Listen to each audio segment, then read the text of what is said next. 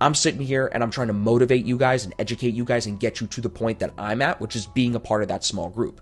But I think in order to do that, we have to analyze what the people who struggle are doing and make sure we're doing the opposite. That's basically what I pride myself on doing. So first, I'm a big believer in using a stop loss. You'll always hear me talk about identifying your risk. First statistics that they put here. Over 60% of traders in our database do not use a stop loss. Right there, 6 out of 10 people are putting themselves in a tough position to succeed. So first thing you could do is start using a stop loss if you're not already. The next interesting statistic here, the traders who have made it to their 4th pay cycle all have a risk management strategy below 3% risk on any given day. If you look at my trading, if we go back to my FX Blue and we go to my daily trading, if I go to daily profit, this is a 100K account. I lost 0.4% here, 0.3% here. These are my losing days, and 0.5% here. Because 1% of 100,000 is 1,000, and I lost $500. So you can see I fit that risk profile. I'm very conservative in my risk, but it ends up with a beautiful equity curve like this when you win more than you lose.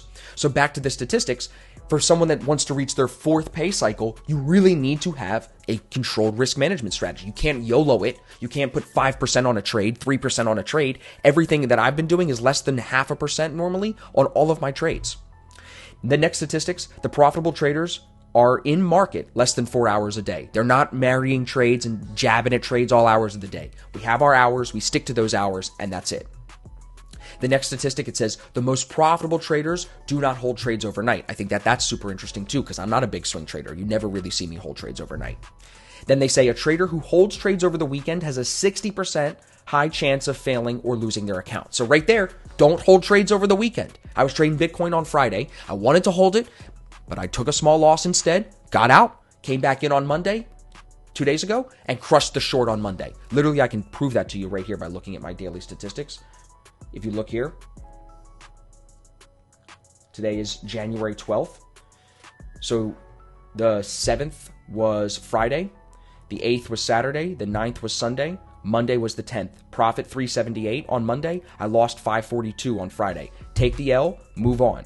378 on Monday, 394 yesterday, and then today 719. That's why the equity curve looks like this. Controlled risk. Don't hold trades over the weekend. Let's keep going. When the market is more volatile, more traders fail because of a lack of risk management, naturally. If volatility is prolonged, it's a bloodbath. So volatility doesn't seem to be super good. There are 5 traders who are on their 8th payout on live evaluation accounts. 5 people. Out of the thousands that have tried this, 5 people have made it to 8 months of getting paid out. And that's my goal, is be one of those 5 people. I think I'm absolutely able to be that. I've already proven that.